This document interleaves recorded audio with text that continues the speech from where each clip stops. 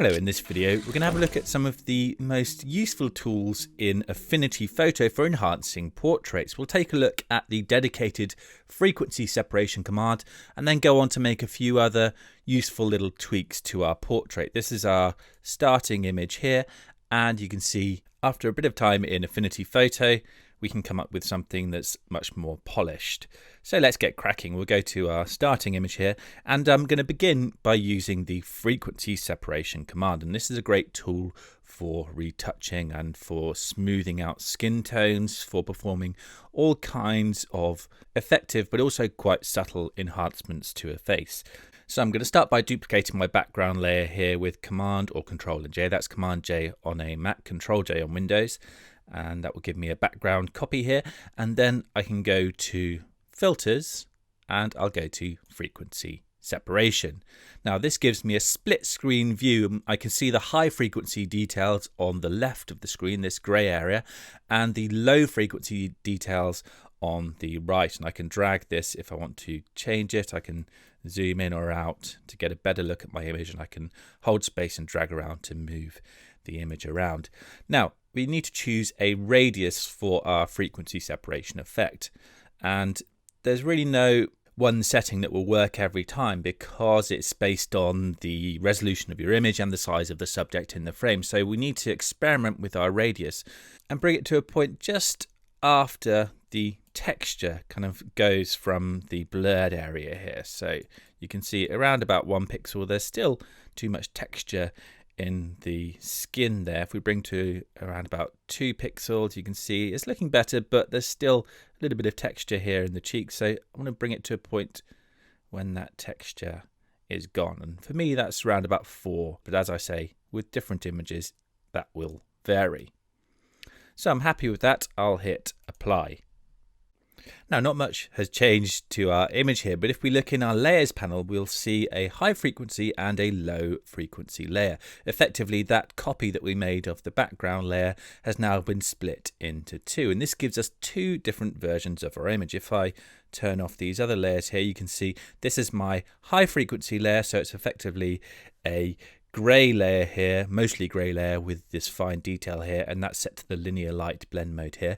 And if we go to the low frequency layer and turn off the high frequency, you can see this is that blurred version of our layer. Now the reason this is helpful for retouching and enhancing a face is because we can use this low frequency layer here to improve the tones and any kind of messy patches on the skin, any blotchiness around the face, and then we can go to the high frequency layer and we can use this layer to retouch small marks and pimples and any kind of small lines on the face that we might want to soften. And crucially, this allows us to enhance the face without damaging that fine texture and the pores in the skin.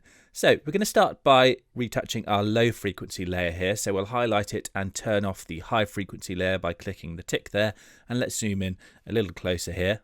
Then I'm going to go to my toolbar over here and grab the healing brush tool. And with this tool, we can use the left and right square bracket keys on our keyboard to resize it. And I want to make sure it's set to current layer up here.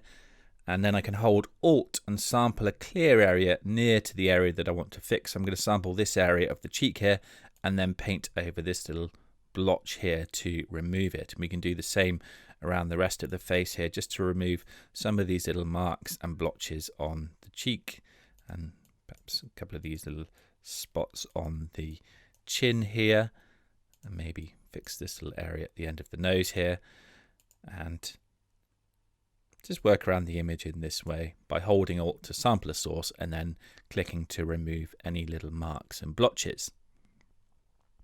Now we can also use the clone tool. If we go to the toolbar over here, we can grab that from here, and then again we want to make sure it's set to current layer, and with the clone tool we can hold Alt again to sample a source and then paint to clone pixels from one place to another. Now I find it's best to use this at a low opacity, so we can go to the opacity settings up here and drop this down, or we can use number keys if we like our shortcut, so we can hit 2 and that brings us to 20% opacity. Then I'll hold Alt and click to sample a source here, and then I can paint to soften those bags under the eyes like this. And I'll do the same with this eye over here, just painting to soften that area. And I'd also like to just tidy up these kind of little rough patches around the corners of the mouth like this. Again, just holding Alt and clicking to sample a source, and then painting to remove these kind of blotchy patches over the skin. We can really take this as far as we want here. I'll do a little bit more cloning and then we'll move on. So I'm just going to fix that bag there under the eye. Let's just tidy up the end of the nose here so that's not looking too blotchy, and tweak the tones on the cheek like this.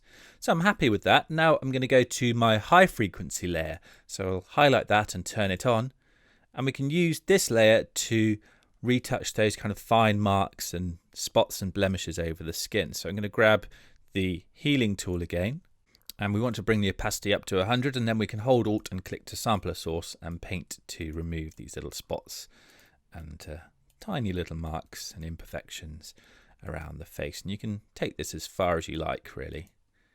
So just quickly remove a few more of the little spots around the face. Of course, I'm being quite quick about this.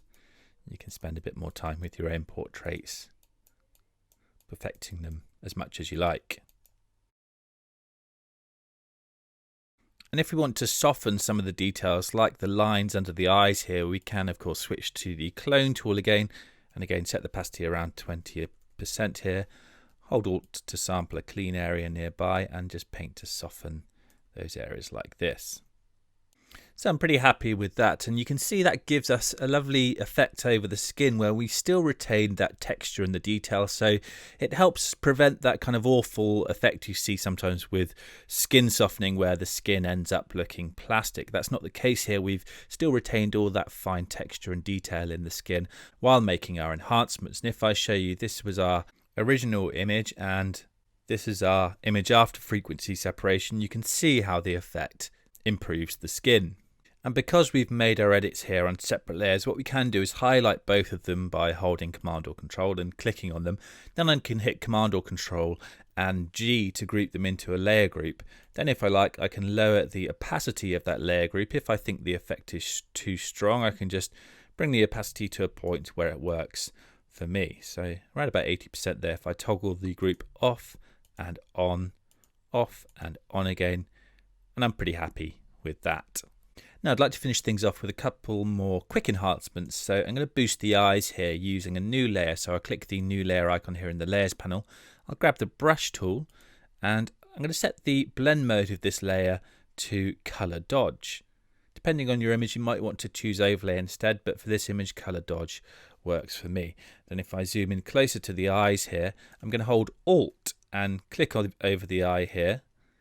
So I'll sample one of these light brown tones in the eye here, and then I'll paint over the iris like this, and you can see how that allows me to boost the colours in the iris. And I'll do the same over here on this eye, and I'm pretty happy with that, although it is of course looking a bit too strong at the moment. If I toggle it off and on, you can see, yeah, it's looking really strong. So I'm going to lower the opacity of that until it looks right. Now I'd also like to add a couple of tonal adjustments. So I'm going to click the Create Adjustment Layer icon here at the bottom of the Layers panel, and I'm going to choose HSL. Now I'm just going to go to the Master drop down here and target the reds, and I'll drag upwards very slightly on Luminosity Shift. And you can see how that just lifts those skin tones slightly. I'll do the same with the yellows. Again, just drag it up very slightly like this. And if I turn that off and again toggle that layer off and on, you can see it just gives that skin a slightly fresher feel, and it just lifts my portrait slightly, and that's looking pretty good. Now I'm going to add one final adjustment. I'm going to click the Create Adjustment Layer icon again and choose Curves this time, and I'm going to plot an S-shaped curve like this to boost the overall contrast. And you can see how that gives me some much needed punch in my portrait. Now sometimes it can look nice to crunch the highlights and the shadows by dragging these top and bottom points here. So I'm going to drag that top right point on the curve line down slightly, and that just lowers the brightest pixels to give me kind of a slightly more washed out look. And I'm going to do the same with the very bottom point here. If I drag that upwards very slightly, I'm just lifting the darkest tones. And I'm happy with that, and I can of course tweak my other points on my curve line until my image looks right. I'd also like to add a subtle colour shift, so I'm going to go to the blue channel here in the curve settings and drag the bottom point upwards slightly, and you can see that just colorizes the shadow tones. It adds a touch of blue into the shadows just to give my image a slightly different vibe, and I'm happy with that. If I toggle that curves adjustment off and on, you can see how that affects my image. And that's my finished portrait. So this was my starting image, and this is what we've ended up with after a few powerful enhancements in Affinity Photo.